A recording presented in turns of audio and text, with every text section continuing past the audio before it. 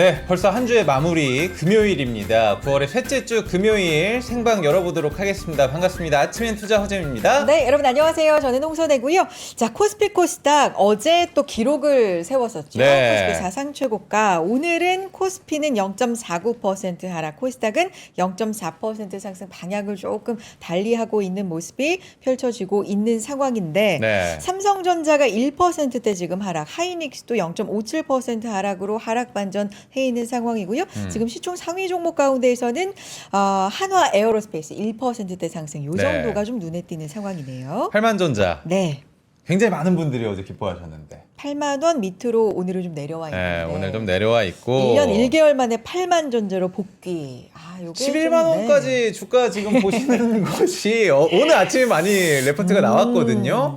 자, 그런데 엔비디아가 또 인텔과 AI 동맹을 맺었습니다. 맞습니다. 근데 또 인텔 하면은 삼성과 어떻게 보면은 또 경쟁자이지 않습니까? 뭐 그런 영향이 좀 끼쳤을까요, 오늘? 글쎄요. 뭐 이런 영향인지 아니면 많이 올라온 데 대한 네. 뭐 매일 갈 수는 없으니까. 그렇죠. 약간 쉬어가는 흐름인 건지 시장 상황을 좀 지켜보겠습니다. 오늘 어제 말씀드렸지만 코스피도 코스피인데 네. 우리가 지금 코스닥 좀 봐야 되잖아. 이런 관점으로 말씀해 주실 분 나오신다고. 그런데 박재부 저희는 네. 크게 또 반응하진 않습니다. 왜냐? 코스피 올라간 것과 올해만 보더라도 코스닥 네. 올라간 게 퍼센트로 보면 거의 2배의 격차가 나기 때문에 네. 나는 쉽게 믿지 않겠다. 그렇지만 오늘의 이야기를 또 재밌게 한번 들어보겠다. 어제 또 우리 쿨지훈 부장님이 이 두 분을 굉장히 또 홍보를 하고 가셨기 때문에 저희가 굉장히 기쁜 마음으로 뉴페이스를 소개를 해드리도록 하겠습니다. 이상준 연구원, 강창엽 연구원 두 분 모셔보겠습니다. 이상준, 강창엽 연구원님 두 분 어서 오세요. 안녕하세요. 박수로 만나보도록 하겠습니다. 반갑습니다. 자, 먼저 우리 이상준 연구원님부터 인사를 좀 부탁드려보도록 하겠습니다. 네, 안녕하세요. NH투자증권 투자전략부 소속된 이상준 연구원이라고 합니다. 주식전략 주니어 애널리스트로 활동하고 있습니다. 네, 반갑습니다. 반갑습니다. 네. 아직 목소리가 조금 안 튀신 느낌인데 조금만 네, 아침이니까 저희가 자, 우리 강창엽 연구원님 인사 한번 부탁드려보도록 하겠습니다. 네, 안녕하세요. 저도 이제 NH투자증권 리서치 센터에서 글로벌 사모, 저희 좀 생소하실 수 있는데 사모펀드, 사모부채 이런 자산들 담당하고 있는 강창엽 연구원이라고 합니다. 아유, 좋습니다. 반갑습니다. 굉장히 좀 젊어진 느낌으로 저희가 오늘 코스닥에 대한 이야기를 좀 해보려고 하는데 아니, 어제 사실 그 박준 부장님은 약간 저에게 신입사원 느낌이라고 말씀해 주셨는데 맞아요. 저희가 오늘 딱 뵈니까 신입사원까지는 아니고 왜냐면은 이 어떤 시장에 대한 뷰 이런 게 좀 깊이 있게 느껴져서 여쭤봤더니 신입은 아니시잖아요. 그런 거 어떻게 신입은. 되시는 거예요? 이제 22년에 입사해가지고 22년 꽤 되셨네요. 네. 그러니까 그러면 딱 약간 어떻게 뭐랄까 물이 올랐다. 물이 올랐다? 뭔가 그리고 젊은 뷰 후배들도 좀 생기고 약간 그런 느낌으로. 네, 보겠습니다. 네, 좋습니다. 자, 그러면은 본론으로 한번 들어가 보도록 하겠습니다. 최근 이제 시장 흐름, 사실 오늘 코스피가 약간 주춤하긴 하는데 네. 이런 날 또 공교롭게도 코스닥이 더 지금 올라가고 있는 맞아요. 모습이잖아요. 네. 오늘 코스닥 이야기를 준비를 해주셨는데 코스닥뿐만 아니라 요즘 또 시장을 어떻게 보고 계시는지 두 분 이야기 잠깐 좀 듣고 시작을 해보도록 하겠습니다. 현장에서도 지금 뭐 불장이다, 분위기 좋다 이런 게 물씬 느껴지세요? 어떠세요? 확실히 시장 분위기가 네. 좋아지고 있는 그래요? 게 느껴지고 있습니다. 그래요. 네. 시장 분위기 좋다. 예, 저희는 네. 이제 정부 정책 신뢰가 네. 재확인이 됐고 또 연준 금리 인하 사이클이 재개가 됐다는 점에서 좀 긍정적인 주가 흐름 이어갈 수 있을 거라고 조금 보고 있는 상황입니다. 긍정적인 주가 흐름 네. 보고 있다라고 이야기를 해주시고 우리 강 의원님께서도 요즘 시장 어떻게 보고 계세요? 너무 진짜 좋다고 하신 분들 많으시죠? 사실 여기에서 이제 얼만큼 벌었느냐가 좀 중요한 맞아. 내 건 또 안 가는 분들이 있어요. 예. 네. 그리고 또 이 번 분들이라고 하더라도 지수가 그만큼 올랐는데 종목으로는 이 정도 번 걸로 만족을 하느냐 이런 분들도 계시고 네. 또 제가 보는 자산 쪽은 사실 상장 주식은 아니에요. 비상장. 예, 네. 그래서 되게 긴 호흡으로 가는 주식들은 지금 당장보다도 거의 이제 내년이나 혹은 3년, 5년 뒤를 생각해야 되는 시점이다 보니까 좀 관세 불확실성, 뭐 정치적 불확실성 이런 것들이 아직은 예, 좀 거래 반등에 좀 반영이 안 되는 예, 좀 그런 상황입니다. 그래요. 아, 저희 진짜 중요한 포인트. 네. 걸었느냐가 중요하다. 맞아. 이게 우리가 요즘 하는 고민 아니에요?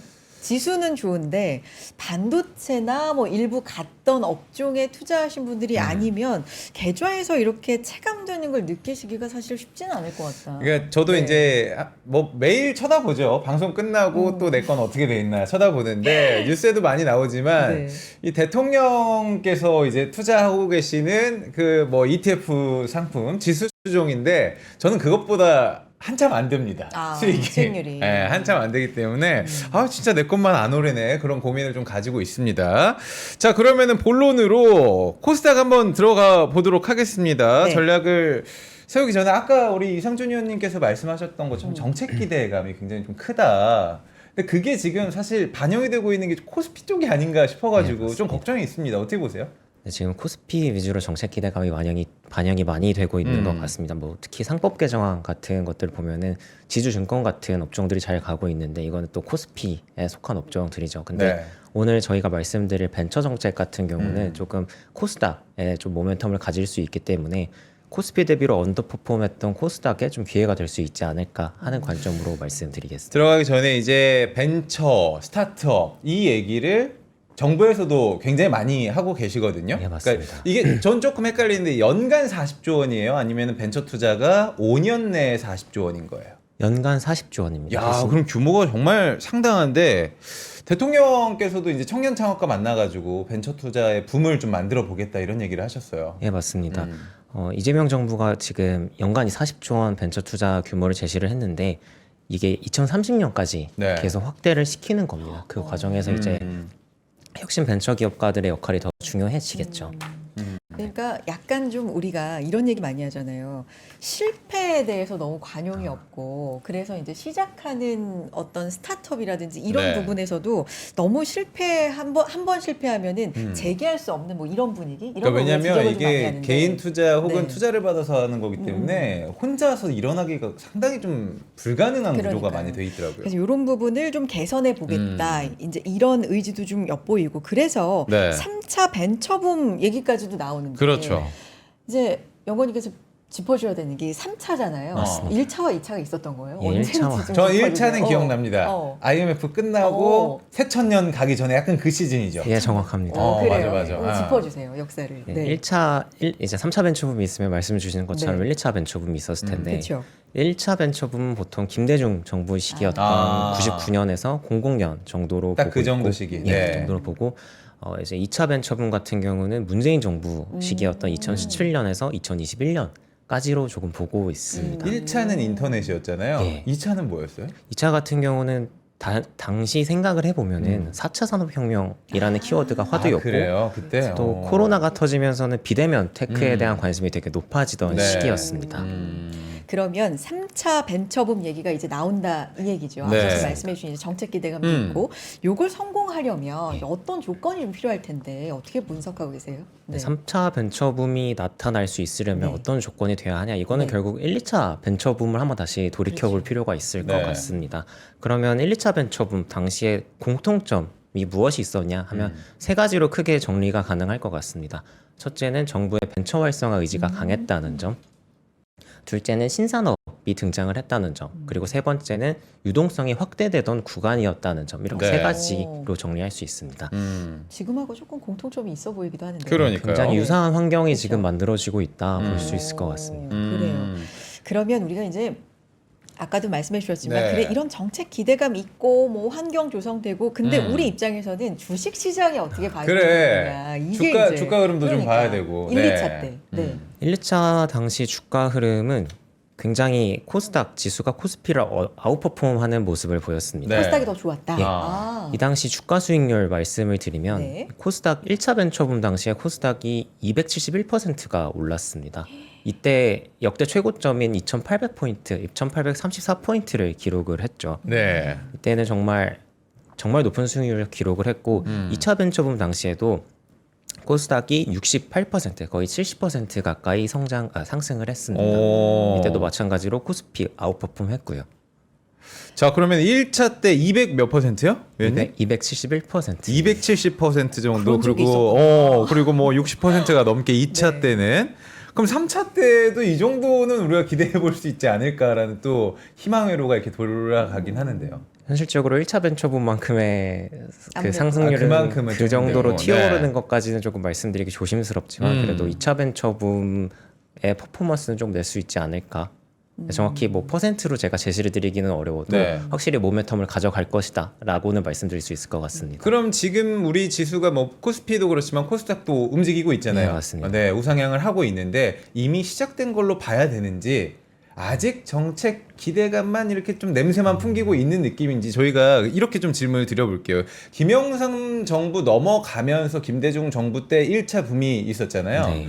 그때 이제 정부의 어떤 벤처 장려 정책이라든지 네. 뭐 이런 것들이 좀 먹혔다라고 평가를 하게 된다면 네. 지금 정부의 어떤 정책이라든지 아니면 역대 정부의 어떤 정책의 영향이라든지 이런 것들도 한번 짚어주시면 좋을 것 같아요. 김영삼 정부 이후로 정책들 좀 간단히 말씀을 드리면은 일단 김영삼 정부 때 벤처기업법이라는 법이 제정이 됐습니다. 아, 그때 법이 지정이 됐군요. 이 벤처기업법이 지금 나오고 있는 벤처 정책들의 모두 법적 근거가 되는 가장 기본이 되는 법이라고 생각해 주시면 될 것 같아요. 그리고 이때 코스닥이 설립이 됐죠. 코스닥도 이제 벤처 투자의 회수 시장 기능을 하기 위해서 만들어진 시장이었습니다.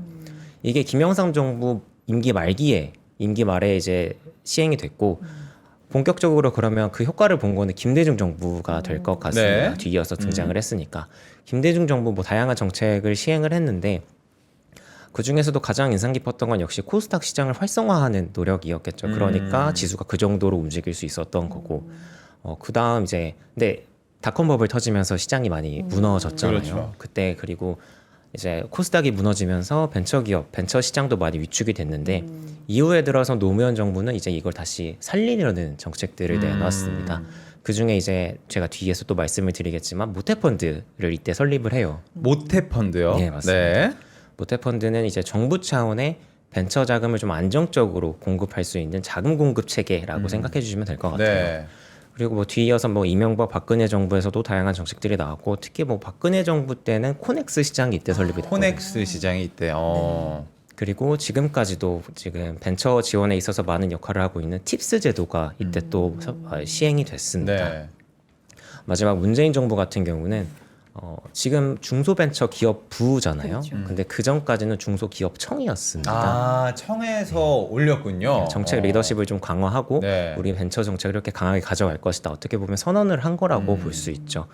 이때 또 뭐 벤처 투자법 같은 법 체계를 또 정비를 하기도 했고 이때도 마찬가지로 코스닥 활성화 네. 노력이 마찬가지로 나왔습니다. 전반적으로 이렇게 흘러갔고 지금 이재명 정부 역시도 지금 연간 40조 원이라고 말씀을 드렸잖아요. 그렇죠. 이거는 상당한 규모예요. 2024년 기준으로 그 벤처 투자 한국의 벤처 투자 규모가 12조 원 수준입니다. 그러니까 지금 현재 대비 3-4배 더 큰 시장을 육성을 하겠다라고 제시를 한 상황인 거죠. 네. 정책 의지 확실하다고 볼 수 있을 것 같습니다. 그 역사적으로 어떻게 흘러왔는지 네. 지금 어. 짧은 시간이지만 좀 짚어주셔서 돌이켜 볼 수가 있었는데 그러면 최근의 시장 상황을 보면 네. 사실 정부의 주식시장 활성화 의지는 상당히 좀 강해 보이고 그런 어떤 정책 기대감이 모아지면서 뭐 역대 최고가 이렇게 달성을 하고 있지만 그게 사실은 좀 코스피 위주고 맞습니다. 아무래도 그럴 수밖에 없겠죠. 근데 코스닥 측면에서 보면은 이 코스피에 발 맞춰서 그래도 1000스탁까지는 조금은 그래도 시도해줘야 되는 거 아니야라는 아쉬움. 물론 52주 신고가긴 하지만 네. 뭐 이런 부분들 아니면 너무 코스피에 비해서 진짜 2부 너무 3부 리그 이렇게 좀 취급받는 부분에 대한 아쉬움이 있기도 해요. 그럼에도 불구하고 코스닥 활성화 정책은 좀 부족한 거 아닌가? 뭐 이런 지적들 어떻게 봐야 될까요? 지금 제가 자료를 쓸 때까지 네. 코스닥 활성화에 대한 언급을 공식적으로 하지는 않았어요. 정부 측에서. 근데 네. 자료를 딱 발간을 하고 그날 있다 국민성장펀드 보고대회가 있었던 날인데 그날 이제 이재명 대통령이 언급을 하죠. 코스닥 시장 정상화에 대해서 내부적으로 많이 고민이 많은 상황이다. 코스닥 활성화 정책 근본적인 대책을 내놓기 위해 노력을 할 것이다라고 발표를 했습니다. 제가 그 정책 역사 네네. 말씀드릴 때 네. 공통적으로 말씀드린 게 1, 2차 때 모두 코스닥 활성화 정책이 시행이 됐었거든요. 네. 이게 구조적으로 한국은 IPO를 통한 벤처 투자 엑시시 많이 이루어지는 시장이기 때문에 코스닥이 잘 돼야 벤처 투자도 잘 될 수 있는 선순환 구조가 이제 돌아가기 때문에 저희는 이제 향후 이제 정부 차원의 코스닥 활성화 정책도 나올 수 있다 그렇게 보고 있습니다. 그렇군요. 저는 좀 개인적으로 궁금한 게 이제 1차는 인터넷, 네. 2차는 뭐 4차 산업혁명 얘기가 나왔잖아요. 저는 3차는 무조건 AI다. 무조건 AI다. 이렇게 보게 되는데 속도라든지 규모라든지 이게 좀 1, 2차와는 다른 느낌을 받을 수 있을까 어떻게 보세요? 저희는 이제 말씀 주신 것처럼 어. AI가 가장 핵심이 될 것 같습니다. 올해 상반기에 이제 자산 가치, 이제 기업 가치가 1조 원 이상으로 평가받은 유니콘 기업 중에 퓨리오사 AI가 있었어요. 퓨리오사 많이 들어봤죠. 지금 벤처 시장, 벤처 업계에서도 AI에 대한 관심이 굉장히 높은 상황입니다. 그리고 정부 차원에서도 AI 관련 정책 활발하게 내놓고 있죠.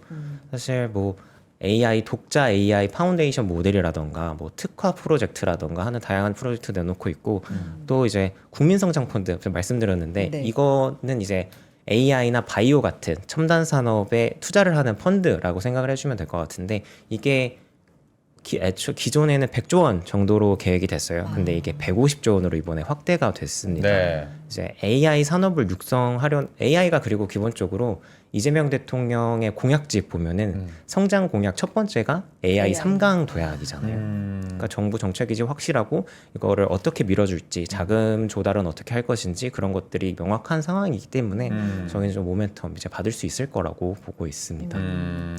연구원님께서 앞서서 이제 뒤에서 모태펀드에 대해서 자세히 얘기해 주시겠다 네. 말씀해 주셨으니까 자세히 플러스 쉽게 해주셔야 돼요. 이제 제가 그 얘기로. 따라가야 됩니다. 예. 그 얘기로 넘어가 볼게요. 모태펀드 조금 네. 생소하거든요. 그렇죠. 근데 일단은 뉴스 보면 이번 예산안에서 모태펀드 예산이 역대 최대로 계획됐다. 모태펀드가 뭔지부터 그리고 네. 이게 어떤 의미를 갖는지까지도 설명 좀 부탁드려요. 네, 네. 앞서 말씀드렸던 네. 것처럼 모태펀드 노무현 정부 때 만들어진 거고요. 이때 이제 벤처 기업들에 대해서 안정적으로 자금 공급 체계를 마련해주는 차원에서 만들어진 게 모태펀드입니다. 그러니까 모태펀드가 그냥 정부의 정책 펀드라고 생각해 주시면 될 것 같아요. 그 뜻을 좀 생각해 모태신앙, 아, 뭐 예, 그렇죠. 풍성애를 가르쳐서 뭐 모태미녀 뭐 이런 얘기 아. 하잖아요. 그런 뜻이에요? 뭐 어떤 뜻이에요? 펀드. 이게 모태펀드가 가장 네. 기본이 되는 아, 펀드라고 생각해 네네네. 주시면 될 것 같아요. 기본이 되는 펀드. 정부가 예산을 출자해서 모태펀드를 구성을 하고 이 모태펀드에서 VC들이 만드는 펀드로 투자를 해줍니다. 네. 그러니까 정책 자금이 모태펀드를 기준으로 또 흘러가게 되는 거죠.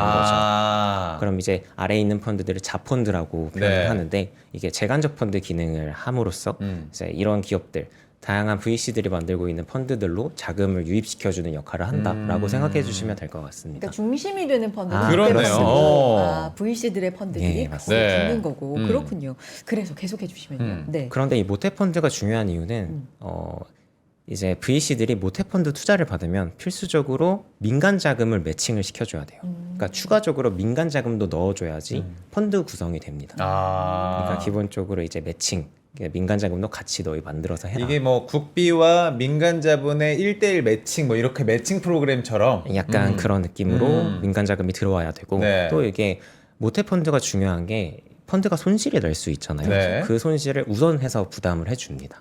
어. 그러면 이제 민간 벤처 자금 입장에서는 조금 안전망이 생기는 거니까 투자 유인이 생기게 되죠. 그래서 모태펀드를 두고 이제 벤처 업계에서는 이제 민간 벤처 투자의 마중물 역할을 한다. 아. 민간 투자의 승수 효과가 있다라고 표현을 해줍니다. 근데 이 예산을 확대를 했다라는 건 이 예산에 따라서 들어오는 민간 자금도 확대가 될 수 있다. 그렇게 볼 수 있겠죠. 그러니까 안전판 역할을 하고 그렇죠. 어느 정도 이제 자금이 아. 든든하게 유입될 수 예, 있는 그런 맞습니다. 중심을 잡는 역할을 하는데 뒷배가 있으니까 그러니까. 조금 더 약간 공격적으로 그렇게 투자도 가능할 것 같고요. 볼수 있을 것 같습니다. 근데 그 부분을 이제 늘린다는 거니까 예, 맞습니다. 확실히 좀 투자 요인이 될 수 있다. 이제 이런 말씀이신데 네. 조금 더 가봐서 네. 퇴직연금도 벤처 투자에 중요한 역할을 한다. 음. 퇴직연금 우리 금요일 하잖아요. 날마다 또 얘기를 하는 부분이고 그러니까요. 요즘에 또 뭐 절세라든지 이런 것 때문에 굉장히 관심 많으시거든요. 네. 근데 이게 어떻게 연결이 되는 거예요? 네. 퇴직연금 벤처 투자를 허용한다. 지금은 법적으로 허용이 되지 않는데 이거를 허용한다가 대통령 공약 중에 하나였습니다. 네. 최근에 퇴직연금 기금화 논의가 이루어지고 있죠. 네. 이거와 함께 진행이 될 걸로 보이는데 허용이 되면 2024년 말 기준으로 퇴직연금이 432조 원 정도가 되는데 이 중 자금 일부가 벤처 시장으로 유입이 될 수 있을 것 같습니다. 네. 참고로 국민연금 같은 경우는 벤처 투자를 하고 있어요. 전체 포트폴리오에서 사모 투자가 7.4% 정도가 되는데 이 중 일부가 벤처 투자를 하고 있습니다. 우리 이성윤 자료를- 의원님께서 자료를 정말 공들여서 쓰셨잖아요. 아, 예. 네, 그거를 그거를 같이 좀 봐요. 못 네. 보고 있어서 안타까워서. 비밀이면 이렇게 안 되는데 좀 공개 좀 해주시면서 혹시나 자료 보여주실 거 있으시면은 알겠습니다. 활용하면서 저희가 이야기를 좀 나눠보도록 하겠습니다. 그러면은 네. 이제 음. 8페이지 그림 10번 봐주시면 좋을 것 같아요. 네. 이게 국민연금 포트폴리오 자산 비중을 나타내는 건데 여기서 말씀드렸던 것처럼 이제 사모 투자 네. 비중이 나와 있습니다. 네. 이게 제가 할 수 있는 거였군요. 네, 맞습니다. 네. 이 중에 이제 7.4%가 사모 투자에 들어가는데 어디 이중 그림 봐야 돼요? 그림 10번입니다. 그림 아, 10번이면은 네. 네, 맨 오른쪽에 밑에 이 있네요. 원차트 봐주시면 될 것 네. 같고요. 여기서 사모 투자에 해당하는 게 7.4%를 차지하고 이중 자금 일부가 벤처로 들어간다. 국민연금은 이렇고 해외 사례도 조금 볼 필요가 있을 것 네. 같은데 뭐 미국도 이제 퇴직연금에서 벤처 투자를 하고 있고 또 영국 같은 경우 9개 대형 퇴직연금 사업자가 2030년까지 비상장 주식 투자를 5%까지 확대를 한다고 발표를 했습니다. 그리고 요즘 퇴직연금 기금화 논의랑 같이 주목받고 있는 게 네. 호주 퇴직연금인데요. 호주 퇴직연금도 포트폴리오에서 5%가 비상장 주식에 투자가 이루어지고 있습니다. 아, 호주 내에서. 예, 맞습니다. 네. 그럼 이런 해외 사례나 국민연금 사례를 참고했을 때 벤처 투자, 이제 퇴직연금 기금이 이루어지고 또 벤처 투자가 허용이 된다면 자금 일부가 들어갈 수 있겠죠. 이거 8페이지부터 봐가지고 앞에 자료들도 앞에 되게 좋은 게 좋은데 많았는데 진짜 아깝다. 시간 되면 이것도 시간 한번 되면 아, 예, 저희가 알겠습니다. 혹시나 참고할 만한 그러니까요. 자료들은 한번 보여주세요. 아, 알겠습니다. 거기서 띄워주시면 저희가 네. 굉장히 최첨단으로 아, 진행이 되고 있습니다. 제가 저희가. 몰랐네요. 예. 그럼요. 자, 그러면 제가 오늘 대본 받자마자 처음 봤던 내용입니다. 아, 이거 BDC, 민간 투자 활성화 방안인 BDC. 그래서 들어오기 전에 급하게 검색을 해봤어요. BDC가 무슨 뜻이냐면 기업 성장 집합 투자 기구를 이제 BDC라고 부르는데 그렇게 말해도 어려워. 어렵죠. 그러니까 원래는 네. 이 벤처 혹은 비상장 투자는 큰 손들만 좀 가능하고 정보도 그만큼 작은데 이제는 민간에서도 소액 자본으로 네. 투자 가능하게 좀 만들어 주겠다라는 게 골자인 것 같아요. 네. 이 부분 설명 좀 부탁드릴게요. 저희 BDC 같은 경우는 강창효 연구원이 관련 자료를 작성했기 때문에 네. 강창효 연구원이 설명. 아, 이렇게 넘겨 아, 예, 볼까요? 한번 넘겨보겠습니다. 안 가시고 잘 있으셨죠? 예, 안녕하십니까. 아니 지금 임준철님이 이제 목 풀리셨다고 아, 우리 예. 연구원님. 네. 근데 이제는 진행까지 해주십니다. 좋습니다. 자연스럽게 토스를 네. 또 해주셨는데. 우리 강 의원님 네. 그러면은 BDC 설명 좀 부탁드릴게요. 그래서 사실 이게 되게 일반 투자자 입장에서는 되게 생소한 개념이고 한국 안에서도 기관 투자자분들도 사실 BDC를 들어보신 분들이 많지는 않을 거예요. 생소해요. 그러면 진짜 네. 생소하고 어려운 그렇습니다. 내용이네요. 네. 이게 사실 원래 모태는 미국에 있는 BDC라는 제도를 이제 한국에 들여오자라는 걸 골자로 하는 제도인데 네. 처음 논의가 이제 대두되기 시작한 건 한 2019년도 정도고요. 금융위원회에서 이러한 얘기들을 국회에 상정을 하고 혹은 뭐 정책 지원을 했던 때가 2021년 정도가 좀 본격적으로 이루어졌던 네. 제도라고 보시면 됩니다. 그래서 이 제도가 뭘 이제 목적으로 하느냐라고 보면 일단 미국 사례부터 이제 좋아요. 보신다면 지금 자료를 혹시 우리 강 의원님 자료를 네. 같이 좀 보면서 지금 나오고 있습니다. 이 사실 미국에 대한 자료는 담겨져 있지는 않은데 네. 이제 골자는 이겁니다. 중견 기업들 대상으로 음. 대출해주는 회사가 BDC라고 보시면 되는데 네. 중견기업. 네. 중견 기업이라고 하면 저희 한국 같은 경우에 이제 시가총액이 그래도 조 단위 정도가 안 되는 혹은 아무리 높게 잡아도 10조가 안 되는 그러한 선의 기업들에게 대출을 해주는데 네. 이제 그러한 그 미국 시장에서의 대출 이자 수익이 보통은 연 뭐 한 자릿수 후반대 혹은 10% 초반대입니다. 네. 이게 주식 하시는 분들은 되게 재미없는 수익률이잖아요. 근데 회사채를 운용하시는 분들 입장에서는 상당히 이게 매력적인 수익이거든요. 아, 회사채에서는 네. 네. 그래서 그쪽으로 미국은 돈이 엄청 흘러 들어가면서 사모기업들에게 유동성을 이렇게 제공해주는 이제 네. 그런 기능을 수행했던 제도인데 네. 한국에서 지금 벤처 기업들은 항상 자금이 모자라잖아요. 아, 그렇죠. 그렇죠. 예. 네, 맞아. 그래서 이 친구들한테 사실 주식으로 돈을 쏴주는 것도 한계가 있다. 왜냐하면 창업자들이 자기 지분을 계속 팔아서 라운드 투자 갈 때 지분 이석을 언제까지 용인할 수 있을 것이냐라는 딜레마가 있죠. 네. 그래서 사업 후반부에 가게 되면은 이러한 좀 어떤 이제 회사채 발행이나 그러니까 주식 외의 증권을 발행을 할 그런 니즈들이 있다라는 거고. 네. 그럼 이제 한국에서 도입되는 BDC는 대체 뭐 할 거냐? 네. 그렇죠. 이제 두 가지 선택지가 있습니다. 정부의 금융위원회에서 제시해주는 가이드라인은 주식 투자해도 된다. 근데 대출도 해줘도 돼. 네, 두 가지 중에 하나를 할 수 있는데 주식 투자를 할 땐 조건이 있습니다. 네. 벤처 기업의 경영권을 인수하는 투자는 금지입니다. 아, 경영권에 대한 거는 안 되는 거군요. 그러면은. 네. 그러니까 그것에 대한 이 형식적인 요건이 지분 50% 이하로만 투자할 것. 개별 기업 기준이고요. 네.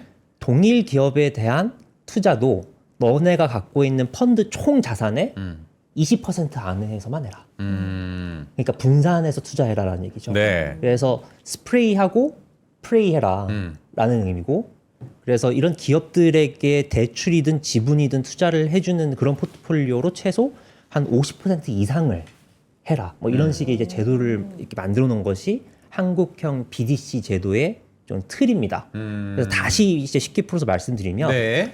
벤처기업이나 사모기업한테 소수 지분 투자하거나 대출해주는 투자 그걸 전문으로 하는 투자 기구가 이 BDC인데요. 네. 이것이 지금 왜 이제 대두가 되었느냐라는 건 사실 미국과 한국의 벤처 시장은 좀 격이 다르죠. 규모 면에서도 격이 다르고 미국은 구글이나 아마존 같은 친구들이 스타트업들을 계속 사줍니다. 아, 민간이 민간을 계속해서. 네. 근데 한국은 그러한 가교가 좀 부족하니까 대안적인 회수 시장으로 만들어진 게 코스닥 시장이거든요. 근데 그러한 코스닥에 바로 상장을 시켜놓으면 네. 개미 투자자 입장에서는 그런 생각이 들잖아요. IPO를 했는데 이거 개미들한테 물량을 기관이 떠넘기는 거 아니야? 사실 그런 게 없잖아 있는 게 창업주 입장에서도 IPO로 지분을 팔았어요. 그 다음에 사업을 더 열심히 하고 싶을 것인가? 네. 뭐 그런 문제들도 있고 그러면 사업 규모를 더 키우고 사업을 더 매력적으로 키운 다음에 IPO를 해도 되지 않을까? 네. 뭐 이런 얘기들도 나올 수 있죠. 근데 그러한 것들을 하려면 결국은 IPO 이전에 자금 공급을 더 원활히 해줘야 된다. 근데 그때의 벤처 캐피탈 자본만으로는 지금 한계가 있다라는 얘기가 국내에서 이제 나오고 있는 상황. 그렇기 때문에 그거에 대한 보완제 역할이 BDC가 할 수 있다. 그런 이제 기능을 할 좀 가능성이 높다 이렇게 보고 있죠. 지금 어느 정도 진척이 돼 있는 거예요? BDC에 대한 얘기는. 지금 저희가 8월 말에 국회에서 법안 자체는 통과가 됐고요. 아, 지금 법안이 통과가 됐군요. 이것이 지금 저희 내년 3월부터는 실제 투자기구 설립이 가능합니다. 그러니까 그때부터는 저희 그 벤처 캐피탈이나 자산운용사 네. 이런 곳들이 이제 BDC 설립을 좀 할 수 수 있는 있는. 그런 시기가 좀 된다고 보고 있고요. 그러면 뭐 포트폴리오 예시라든가 네. 아니면 투자처라든가 이런 것도 조금 더 추가로 말씀해 주시면 좋을 것 같아요. 그러니까 취지는 알겠거든요. 네. 이게 약간 생소하고 어려운 개념인데 덕분에 틀은 이해할 수가 오늘 있어요. 이 전반적인 틀만 이해를 네, 해도 그렇죠. BDC 이거 진짜 기관 투자자들도 잘 모른답니다, 네. 여러분들. 네. 그림 11번 네. 봐주시면 네. 이제 제가 말씀드렸던 그 내용을 그대로 그림에 옮겨놨습니다. 자, 맨 왼쪽 결 보시면은 한 기업에 50% 이하만 투자해야 됩니다. 그리고 두 번째로 그 기업들이 전체 펀드 안에서 20% 비중 넘으면 안 됩니다. 네. 그리고 한국 시장에 좀 특수한 조건이 안전자산에 10% 이상 넣어야 됩니다. 이건 조금 특이한데요. 안전자산에 그래서 저게 이제 국채라든지 예, 통화 안정 채권 뭐 이런 것들 10% 이상을 넣어야 되는 이제 현금성 자산이 네. 넣으란 거죠. 근데 여기서 더 이제 이걸 그 재밌는 대목이 이 빚을 가져와서 사업을 할 수 있어요. 그러니까 이게 대출을 해줄 때에 내 돈 말고 은행 돈 빌려와서 그걸 다시 대출해 줄 수 있게 해준다 이 얘기입니다. 대출에 네. 이런 개념이에요. 그게 이제 저리로 대출을 조달을 해와서 네. 그 고리로 위험 기업들한테 대출을 해주는 거죠. 그러니까 이게 지금 미국에서도 레버리지 비율이 이 규제가 되게 완화가 돼 있거든요. 그래서 보통 한 절반 정도 그 부채를 씁니다. 그 은행에서 쓰고요. 그렇기 때문에 이걸 이제 회사채로 대출을 해준다고 하면 저희가 소위 스프레드라고 하는 차익이 생기는 거죠. 네네네. 네. 그만큼의 그 이득 플러스 저희가 소위 아파트 갭 투자하실 때 생각해 보시면은 네, 그러한 만큼 이제 빚 쓰는 것만큼의 이제 배수로 수익이 나니까 그러면은 소위 원본 자산이라고 하는 네. 그런 기업으로부터 한 해에 뭐 5% 정도 이자 수익을 받아요. 네. 부채를 절반 썼어요. 네. 그러면은 실제로 내 자본으로 떨어지는 수익은 10%라는 얘기입니다.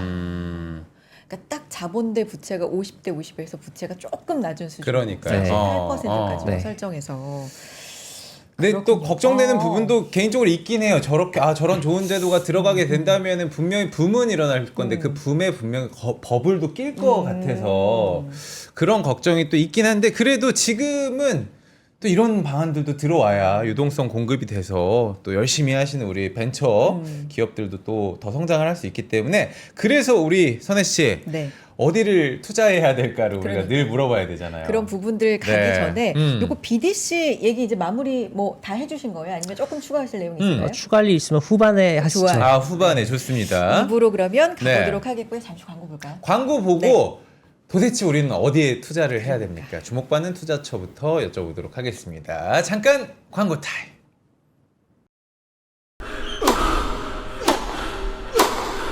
멋있다. 부러운가? 14만 1211번의 스윙과 68개월 27일의 투자로 만들어진 자세다. 나의 테니스도 나의 자산도 투자로 키운다. 나는 투자한다. 나는 성장한다. NH투자증권. 네, 아침엔 투자 함께하고 계시고요. 오늘은 벤처 투자. 그러면 네. 요게 이제 코스닥으로 자금이 흘러 들어올까? 그럼 우리 미리 좀 가 있어 봐야 될까? 뭐 이런 개념으로 조금 넓게 생각해 보실 수 있도록 여러 정책 측면도 그렇고 이런 네. 부분 좀 알아보고 있습니다. 저는 사실 계속 이렇게 뭐 증시 얘기하고 경제 얘기하고 이러면서도 좀 처음 들어보거나 너무 생소한 부분들을 오늘 알고 있어요. 전 지금 막 계속 공부하면서 그러니까 듣고 있어요. 진짜 그만큼 약간은 관심 외였다. 그렇죠. 뭐 이렇게도 네. 볼 수 있을 것 같고 그런데 미리 가 있는 건 또 좋은 전략이니까 네. 그런 차원에서 오늘 좀 미리 들어보시면 좋을 것 같고요. 음. 자, 어떤 업종의 자금 유입이 가장 확대될까? 이런 부분 좀 얘기 나눠볼까요? 네, 궁금하죠. 가장 주목받고 있는 그러니까. 현재 우리가 바라봐야 하는 투자처는 어디일까요, 이 의원님? 아 예. 음. 이어서 말씀을 드리면 네. 결국에 벤처 투자가 잘 됐을 때 주식 투자자 입장에서는 그러면 어디를 사야 돼라는 질문으로 이어질 것 같아요. 네. 그러면 업종별로는 어떤 업종들? 일단 지수는 코스닥이라는 걸 말씀을 드렸고요. 그러면 업종을 봐야 될 것 같은데 지금 보여드리는 차트 봐주시면 될 것 같아요. 네. 좋습니다. 네. 그림 23번 소프트 이제 그 그림 23번 차트인데 업종별 벤처 투자 비중을 정리한 표입니다. 나갈 거예요. 말씀 예. 계속 해주실까요? 그러면 네. 보시면은 이제 00년대까지는 이게 뭐 다양한 업종들이 있는데 00년대까지는 제조업이나 뭐 영화 투자 같은 영화 제작 같은 컨텐츠 쪽 투자가 주를 이뤘다면 지금 이제 최근에 일어서는 첨단 산업이 발전을 하면서 ICT 서비스 이건 소프트웨어를 말하는 거고요. 네. 바이오 의료 같은 경우는 제약 바이오를 의미를 하는 거겠죠. 두 업종의 비중의 합이 총 47%에 달합니다. 그러니까 절반 정도 되는 투자 자금이 이쪽으로 들어간다라고 봐주시면 될 것 같습니다. 그러면은 벤처 투자 자금이 전체적으로 확대가 된다면 구조적으로 두 업종으로 들어가는 자금이 많아지겠죠. 그러면은 이쪽 이제 여기에 속한 벤처 기업들이 주목을 받을 거고 이제 상장사들 중에서도 이제 유망한 기업들을 찾는 노력들이 확대될 것 같습니다. 이어서 이게 벤처단에서는 이렇고 이제 정책단에서도 좀 주목을 받을 필요가 있는 게 그림 26번 보시면 이게 이재명 정부가 집중적으로 육성을 하겠다라고 제시한 ABCDEF 전략 산업입니다. 아, A, B, C, D, E, F. 네. 이게 각각의 약자를 따서 말씀을 드리는 건데요. 그러네요. 네. 뭐 A는 AI, B는 바이오, C는 컨텐츠, D는 디펜스, N은 에너지, F는 팩토리입니다. 네. 절묘하다 어떻게 A, B, C, D, E, F네요. 저게 갖다 맞추기도 참 네이밍을 참 잘한 것 같습니다. 근데 진짜 중요한 순서가 네, 있는 것 맞습니다. 같아요. 네. 이 중에 A가 AI고 B가 바이오. 딱 지금 말씀드리려는 소프트웨어와 이제 제약 바이오 업종이 여기에 딱 속한다고 봐주시면 될 것 같습니다. 그럼 이제 이 산업들에 대해서 산업 정책 모멘텀도 이제 들어오겠죠. 뭐 AI는 앞서 말씀을 또 드렸던 것 같고, B 같은 경우 이제 바이오 같은 경우도 최근에 바이오 혁신 토론회를 열었어요, 정부 네. 차원에서. 이때 뭐 다양한 이제 제약 바이오 기업들이 또 참가를 해서 네. 얘기를 했는데, 여기서 이제 논의가 됐던 게 신약 심사 기간을 단축하겠다. 그런 이제 규제 완화에 대한 언급이 나왔어요. 그러면은 이제 바이오 업종에 대해서도 정책 모멘텀이 있을 것이다. 그래서 저희는 지금 AI 소프트웨어와 제약 바이오 업종 좀 유망하다라고 말씀드리고 있습니다. 이 C 콘텐츠 같은 부분도 예, 스타트업 기업들 IP 관련해 가지고 VC에서 굉장히 좀 관심 아, 갖고 맞습니다. 있다 이런 얘기를 하더라고요. 그러니까요. AI, 바이오, 뭐 AI 쪽은 워낙에 뭐 큰 기업들, 코스피에도 당연히 상관이 있지만 네. 작은 기업들 그리고 바이오 특히나 그러니까 코스닥에 네. 어쨌든 이게 가면 코스닥이 가는 거니까 예, 뭐 맞습니다. 이렇게도 연관 지을 수 있을 것 같고 구체적으로 이제 업종 말고 기업 얘기도 해보고 싶어요. 기업 얘기 한번 넘어가 볼까요? 그래서 그러면은- 어떤 네. 기업에 좀 주목을 해봐야 되는 건지 뭐 AI 간다 AI 진짜 기업들 다 가고 바이오 간다 바이오 다 가고 이런 장이 요즘은 좀 아닌 것 같기도 해서요. 맞습니다. 네. 그래서 저희도 이제 소프트웨어와 제약 바이오 업종에 속한 코스닥 상장사 중에서 좀 주목할 만한 네. 기업들을 좋죠. 이제 네. 저희 하우스에 계신 담당하시는 분들, 위원님들께 여쭤봐서 의견 구해서 정리를 했습니다. 네. 지금 보여드리는 표 7번에 있는 이제 기업들입니다. 네. 이런 기업들이 좀 모멘텀을 얻을 수 있을 것이다 라고 말씀드리겠습니다. 소프트웨어에서는 한글과 컴퓨터 예, AI 맞습니다. 특히나 많이 예, 얘기를 맞습니다. 하시는 리가캠, ABL, 바이오 쪽에서 굉장히 또 예, 많은 지금 또 분들이 언급이 되고 인기 있는. 있게 또 지켜보고 계시는 종목들까지 힌트를 주셨습니다. 네. 자, 그러면 저희가 이제는 또 강 의원님과 이야기를 좀 나눠봐야 될 것 같은데 좋아요. 어떤 얘기부터 좀 시작을 해볼까요? 글쎄 어디부터 하시면 좋을까요? 저한테부터 그러면 역질문이 들어오면은 저는 전반적으로 음. 이런 얘기도 해보고 싶어요. 다 좋아요. 지금 이렇게 해주시는 부분이 뭐 정책적인 측면 기대감도 있고, 네. 이렇게 되면 진짜 스타트업도 그렇고 뭐 상장돼 있는 그렇죠. 코스닥 기업들도 여러 가지로 괜찮겠다. 막 그렇긴 한데 이제 투자자 입장에서는 장기적으로 투자가 가능하냐? 안정성도 어느 정도 좀 보장이 그렇죠. 되느냐? 안정적으로 좀 지속되는 것도 음. 이게 좀 필요할 텐데 이런 부분으로는 지금 뭐 개선점도 좀 필요하지 않을까 이런 부분도 좀 질문 드리고 싶거든요. 네. 근데 사실 이 자료의 전반부에서는 이제 내년 한 상반기 정도까지의 코스닥 상승 재료 이러한 걸로서 되게 강하게 저희가 푸시를 하고 있는데 네. 이게 중장기적으로 지속되려면 뭐가 필요하냐 이제 이 얘기들을 좀 후반부에서 하고 있고요. 좋습니다. 근데 엄밀히 말하자면 이건 코스닥의 얘기는 아닙니다. 아. 그냥 벤처 시장 전반에 대한 얘기고요. 어떤 면에서는 이 벤처 시장이 간다고 코스닥이 간다라는 보장은 또 될 수가 없죠. 꼭 100%는 아닐 수 있죠. 그렇습니다. 그렇지만 영향은 심리적으로 어느 정도 가면 있지 좋을 것 않을까. 같은데. 그렇습니다. 네네. 그러니까 지금 조금 앞단에 있던 자료 가운데 좀 좋아요. 내용을 네. 이제 제가 맡은 바는 아니지만 4페이지의 그림 네. 3번 한번 봐주시면 네. 같이 띄워주시면 보겠습니다. 예. 네. 이게 해마다 한국에서 등장한 시가총액 1조 원 이상 이제 비상장 벤처 기업이죠. 저희 유니콘이라는 이것들의 등장이 이제 코로나 이후에 2년간 거의 8개, 9개 하면서 역대 최고치를 기록을 했었죠. 그러니까 저게 유니콘 기업의 숫자인 거잖아요. 그렇습니다. 야, 작년에 2개밖에 없었다는 거예요. 예. 뭐 물론 글로벌 시장을 다 비교해 봐도 23년, 24년은 쉬운 시기는 아니었습니다. 네. 하지만 영국, 미국 같은 벤처 시장이 발달한 국가들 이런 국가들과 비교했을 때에 현재 한국 모멘텀이 상당히 둔화가 된 것도 사실입니다.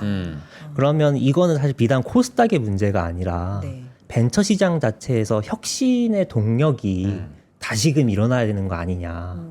그러면 저희가 일례로 IPO 시장에 기업들이 막 상장을 해요. 네. 그게 좋은 것일까에 대해서 저희가 그냥 주식이란 거를 수요 공급이라 생각했을 때 네. 공급이 늘어나는 것이 가격에 좋을까라는 고민을 하게 되잖아요.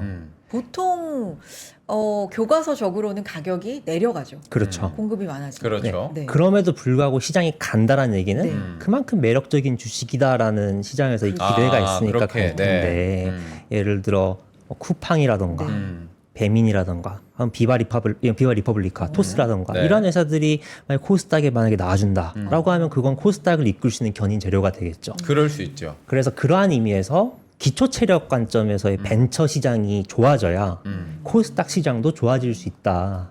이런 말씀을 드리는 겁니다. 저는 너무 공감이 되긴 하는데 이게 닭이 먼저냐 달걀이 먼저냐의 또 싸움이 될 수도 있을 것 같아요. 왜냐하면 유니콘 기업의 수가 2개밖에 없는데 유동성은 풀리잖아요. 금리 인하 때문에. 그렇습니다. 돈은 많이 들어가는데 결국에는 손은 안 나간단 말이에요.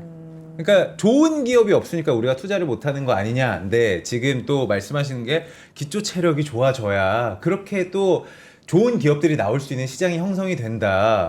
근데 그렇습니다. 투자자 입장에서는 그걸 또 기다려줄 이유는 없거든요. 그렇죠. 그래서 그것이 저희 기관 외, 그러니까 개인 투자자 입장에서 현재 그것을 걸고서 배팅할 만한 지금 모멘텀이 그렇죠. 보이진 않고요. 아니, 맛있는 집들이 너무 많은데 장기적 투자가 괜찮으니까 저길 봐야 된다. 지금 시장에서는 크게 네. 매력도가 없어요. 그렇습니다. 네. 그래서 저라고 하더라도 그런 기회가 사실 뭐 투자 기회 제한이 온다고 하면 손이 안 나가는 상황이고, 그래서 이 뒤에 자료들이 왜 손이 안 나가냐에 대한 것들을 그런 것도 있어요. 공들여서 이렇게 설명을 하는 빌드업을 또 부분들인데 해놓군요. 네. 그렇습니다. 그래서 25페이지 그림 네. 27번 보시면 네. 저희가 이제 저도 코스닥을 참 좋아하고 이상준 위원도 코스닥을 좋아하는데요. 이 코스닥이라는 것을 아까 자금 회수 시장이라고 규정을 지었어요. 엑시트라고. 네. 네. 아. 네. 그러면 창업주 입장에서 사업해서 그에 대한 보상을 받을 수 있는 채널이 코스닥 상장 외에는 별로 없다는 겁니다. 그러니까요. 한국 비중 보시면 45.5%, 올해 이제 8월까지 누적 기준인데요. 네. 이게 미국 보면 3.7%. 영국은 0%에 수렴하고 있네요. 그렇습니다. 아. 그럼 얘네들은 어디다가 엑싯을 하는 거지? 이러한 질문들이 있죠. 네. 네. 대기업에게 팝니다. 그 아까 말씀해주신 뭐 아하. 미국이라든지 그런 어. 예들. 그래서 이것은 뭐 이게 자료에 없는 내용이긴 하지만 아마존이나 구글 같은 회사들은 네. 양자 컴퓨팅에 대한 연구를 한다라는 뭐 그러한 연구자들이 그냥 얘기만 하더라도 한 수천억 정도의 펀딩이 될 수 있는 지금 환경이고요.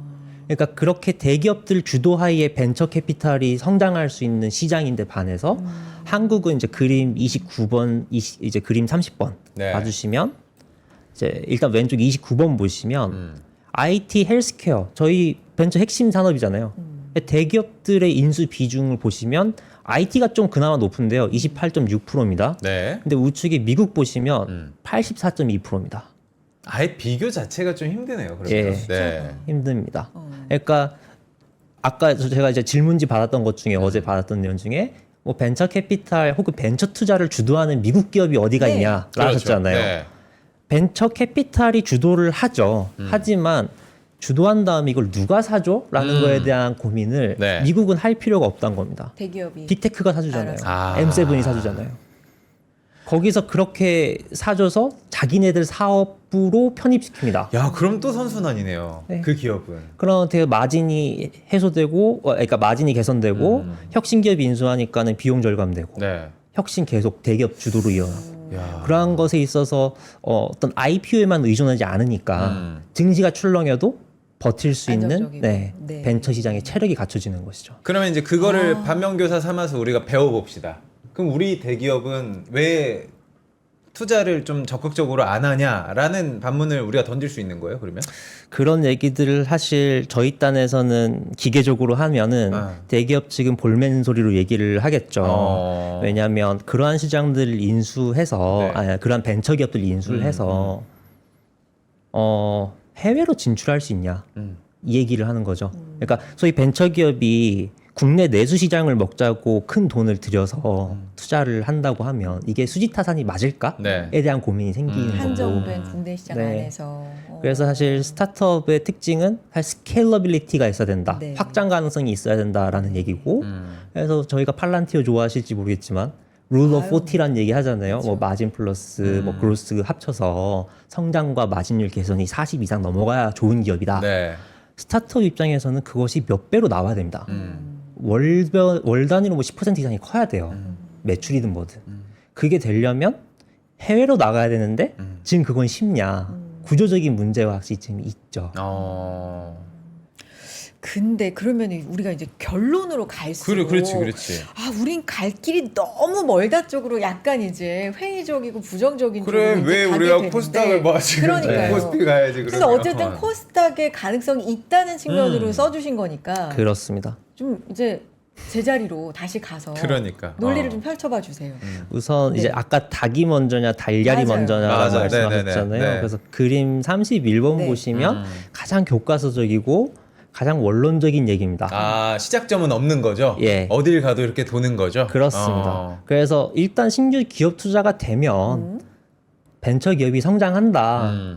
왜냐하면 돈이 모여드는 곳에 인재가 모여들 테니까요. 그렇죠. 그래서 일단 국외로 갈 법한 인재들을 한국 시장으로 가져오는 게 일단 급선무일 테고요. 그래서 그 주도로 국내 생태계가 좀 활성화가 되고 뭐 기업 규모가 커져서 엑시시 되고 그다음에 자금 회수가 뭐 되고. 다시 되고. 적시에 되고 네. 그게 신규 투자로 이어져야 된다라는 얘기인데 이제 다음 보시면 해결해야 될 과제가 17페이지에 네. 이제 일단 그림 35번 정도 보시면 되겠습니다. 이게 저희가 인턴 다음에 풀타임 정규직 얻듯이 인턴 할 때 그 전 인턴 경력이 있어야 된다 뭐 이런 말들 하잖아요. 아. 그래서 어떻게 어디서 네. 경력을 쌓으라는 얘기죠. 나는 그럼 어디서 경력을 쌓나 이거. 네. 어. 근데 초기 투자 비중 보시면 그림 네. 35번에 벤처기업 초기 투자 비중이 지금 역사적으로 계속 줄어들고 있습니다. 한국은. 네. 아. 그러면 처음 창업하는 회사에 대한 자금 기회를 자꾸 줄인다는 얘기거든요. 이 이유가 기관 투자자 입장에서도 이해가 되는 게 장기 수익률을 쭉 비교해 보잖아요. 초기 투자 기업에 계속 투자를 하는 거는 손해입니다. 손해구나. 그러면 안 하게 되죠. 네. 그래서 이러한 것들이 정책적으로 아. 이제 모태 펀드나 아니면 소위 저희 증권사에서 막에 IMA 계좌 얘기도 나왔는데 그러한 자금 조달 창구를 통해서 초기에 좀 집중해서 투자를 해줘야 된다. 그것이 좀 혁신의 마중물이 될 수 있다라는 얘기를 하나 드리는 거고 두 번째로는 그림 36번인데요. 지금 현재 벤처 캐피탈들이 벤처기업 투자를 어떻게 하고 있지? 주식 투자로 하고 있나? 대출로 하고 있나? 보시면 우선주 비율이 거의 한 70-80%가 됩니다. 네. 저희가 압도적이네요. 그렇습니다. 네. 그 다음이 보통주인데요. 네. 결국은 주식으로 하는 비중이 90%란 건데 왜 여기서 좀 아쉬운 점들이 생기냐면 그림 37번입니다. 네. 저희가 벤처기업들 사업 성장 단계를 쭉 그 초기에서부터 후반기까지 세워보면 초기에는 벤처 캐피탈 투자 도움을 받죠. 근데 이제 사업 모델이 좀 가시화가 돼요. 예를 들어 당근 마켓 같은 경우 이게 돈이 벌리네. 네. 네, 월간 활성 이용자 수가 좀 되고 나서 수수료로 전환을 뭔가 하려고 하니까 매출이 나오네. 하는 게 가시화될 때가 뭐 확장기 성숙기 정도다라고 하면 이때부터 마케팅 비용이 엄청 들어갑니다. 아, 네. 예, 판관비 들어가고 예, 원재료값 들어가겠죠. 그때의 현금 고갈이 상당히 빨리 일어나고요. 확장기를 넘어서는 그 시점이 그렇습니다. 네. 그럼 이럴 때에 다시 시리즈 A, B, 다시 C, 돌아가서. D 가야 되는데 문제는 현금이 부족한 사람이 을이죠. 그렇죠. 그러면 주식 쏴주는 사람 입장에서 오케이 주식으로 줄 텐데 너네 기업 가치 이전 라운드 대비해서 좀 깎으면 안 돼? 라는 얘기가 나올 수 있겠죠. 아, 그래요? 예. 근데 그것은 기존 주주 입장에서 절대 피하고 싶은 결말이기 그렇죠. 때문에 이때가 자금 경색이 생긴다라는 얘기를 하는 거죠. 자금 경색이 생긴다. 그래서 야. 요 표에서 우리가 이제 들어는 봤는데 여전히 어려운 메자닌이라는 단어가 여기서 이제 메자닌 등장을- 들어봤어요? 저는 들어는 오늘 들어봤습니다. 근데 설명을 들어도 네. 또 좀 잊어버린 감이 있어요. 네. 설명 좀 부탁드립니다. 메자닌 뭐 중간재 뭐 약간 이런 느낌인가요? 그러면? 그렇습니다. 메자닌 어원 살펴보시면 이탈리아의 메자논나라는 단어가 있습니다. 메자논나? 네, 네. 메자논나라고 이게 1층, 2층 사이에 있는 중간층을 의미하는. 원래 건축 용어라고 그렇습니다. 알고 있습니다. 잘 아시네요. 네네네. 네. 그래서 그게 증권에서는 어떤 걸 의미하냐라고 하면 채권이 가장 우선순위가 상환에 있어서 높죠. 네. 원금을 갚아야 되고 그렇죠. 그 다음에 선순위 있고 후순위 있고 네. 그 다음에 주식으로 가기 전에 그 경계에 있는 증권들이 메자닌이라고 보시면 중간에. 되겠습니다. 예. 얘는 그러면 채권입니까? 증권입니까? 성격을 다 띠고 있는 겁니까? 하이브리드 채권 혹은 오케이 네, 이해됐어. 그런 느낌입니다. 왔다 갔다 변신 할 수 있네. 가능한. 근데 왜 이런 애매모호한 증권들이 스타트업한테 필요하냐라고 하면 아까 말씀드렸죠. 밸류에이션 깎아가면서 주식 발행을 해야 되는 확장기에 있는 스타트업들은 밸류에이션 3년 뒤로 하시면 안 될까요? 그때 밸류에이션 우리 좋아질 수 있는데 사업 개선될 수 있는데 그때 주식으로 전환할 수 있는 전환사채를 지금 발행하겠습니다. 성격이 그래서 두 개가 들어가 있구나. 하이브리드. 어. 이해가 완전히 됐어요. 이해됐다. 하이브리드라고 오. 표현하시고 그렇습니다. 중간이라고 표현해 주시니까 그래서 요거도 마무리해 주세요. 네. 그래서 이 네. 시장이 발달해야 네. 벤처가 갈 수 있다라는 얘기에서 그림 38번에서 얘기를 제가 드리고 싶은 건 네. 이제 영국이 한국하고 벤처 캐피탈 시장 규모가 비슷해요. 영국과 한국. 네. 네. 근데 이 벤처 캐피탈 규모에 비해서 소위 메자닌이라고 하는 이 메자닌 PD 시장 규모 보시면 좀 영국에 비해서 확실히 좀 부족하고 네. 그리고 이 메자닌 PD와 같이 비슷하게 들어가는 투자 성격이 그로스피라고 있습니다. 이게 소수 지분 투자하는 사모펀드예요. 이 시장 규모도 영국에 비해서 한국이 한 3배가 작죠. 네. 그래서 이런 그 시장들이 혁신 기업의 발전, 사업 발전을 위한 자금 공급처 역할을 한국은 좀 아직 하지 못하고 있다라는 것이고 이러한 것들이 받쳐주면 시리즈 A, B, C, D 좀 원활하게 좀 더 갈 수 있지 않겠나 네. 이런 말씀을 좀 드리고 있어요. 자, 이제 진짜 결론으로 가봐야 될 텐데 오늘 사실은 뭐 요 시간 동안에 이 내용을 다 짚기에는 네. 약간은 좀 어려울 수도 있고 너무나 과제가 좀 많은 부분일 수도 있지만 전체적으로 벤처 시장 그리고 정책이 이런 방향으로 가고 있구나 정도를 저는 좀 많이 배운 것 같아요. 저도 지금 어. 쭉 따라가다 보니까 네. 그렇구나 이해가 되는 부분이 상당히 과제도 많고 지금 정부에서 이렇게 밀어주면 뭔가 될 수도 있겠다라는 기대감도 저도 생기긴 하거든요. 하지만 이렇게 다른 나라랑 비교 뭐 이런 걸 보면 네. 갈 길이 좀 많이 멀다. 멀어요. 사실 이런 생각도 네. 들고 그래서 자료가 상당히 좋았어서 이 부분 진짜 감사드리고 마무리로 한 말씀씩 좀 듣도록 두 분께. 하겠습니다. 네. 또 한 분 이렇게 듣다 보면 너무 오래 기다리셔서 그래요? 그럼 우리 그러니까 안 가셨어. 이 위원님 그러니까 먼저 먼저 좀 여쭤볼까요? 들어볼까요? 우리 오늘 네. 준비된 내용 혹시 조금 부족한 부분이 있었거나 하시고 싶은 내용을 마지막 또 종합해서 한번 이야기를 해주시죠. 네. 그럼 마지막으로 차트 하나만 좋아요. 또 좋습니다. 보여드릴게요. 네. 그림 4번인데 네. 이게 벤처 투자 증가율이랑 코스닥 지수 같이 그린 거예요. 결국 벤처 투자 활성화되면 코스닥 갈 수 있는가에 대한 거를 좀 한 번에 좀 보여주는 차트라고 이해해 주시면 될 것 같습니다. 아까 1차, 2차 지나갔고 지금 3차를 기다리고 예, 있다. 맞습니다. 이 부분과 연결지어서 이제 네. 이후에 이제 증가율이 더 올라간다면 코스닥도 모멘텀을 얻을 수 있다라는 걸 좀 직관적으로 보여줄 수 있는 차트인 것 같아요. 네. 그리고 제가 오늘 많은 정책들 말씀드렸잖아요. 네. 근데 결국 관건은 타이밍이 될 것 같습니다. 타이밍. 언제 이게 시행이 되고 언제 이게 좀 더 가시적으로 느낄 수 있는가 하면은 저는 연말 연초가 될 것 같습니다. 먼저 국민성장펀드 같은 경우도 이제 그 중에 절반은 정부 자금으로 이루어지는데 이 75조 원에 대한 걸 운용하는 첨단 전략 산업 기금이 12월에 출범을 하고요. 이제 BDC 말씀드린 것처럼 내년 3월 시행입니다. 그리고 뭐 다른 제도 모태펀드 예산안도 2026년 예산안이잖아요. 그러니까 또 내년부터 자금이 또 들어올 거다. 그래서 저희는 좀 지금도 뭐 다양한 정책들이 논의가 되고 법안 통과가 이루어지고 있고 또 어제는 기준금리가 인하가 됐죠. 그렇죠. 미국에. 계속해서 좀 이런 모멘텀들 가시화 될 것이다 라고 말씀드리면서 마무리 짓겠습니다. 좋습니다. 이상준 연구원님 감사드리고 네. 강창엽 연구원님께도 네 마무리 말씀 부탁드리죠. 네. 그 아까 퓨리오사 AI 오. 얘기 나왔었잖아요. 네, 그렇죠.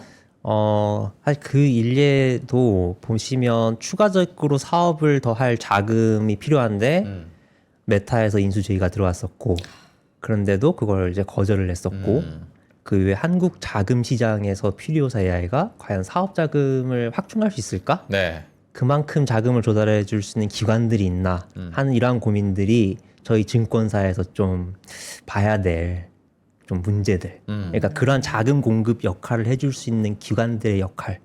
그게 좀 필요하다. 그 생각을 하고요. 그게 좀 원활해지면 네, 앞으로도 좀 제2의 제3의 토스 퓨리오사 이런 애들이 나올 수 있지 않을까 생각합니다.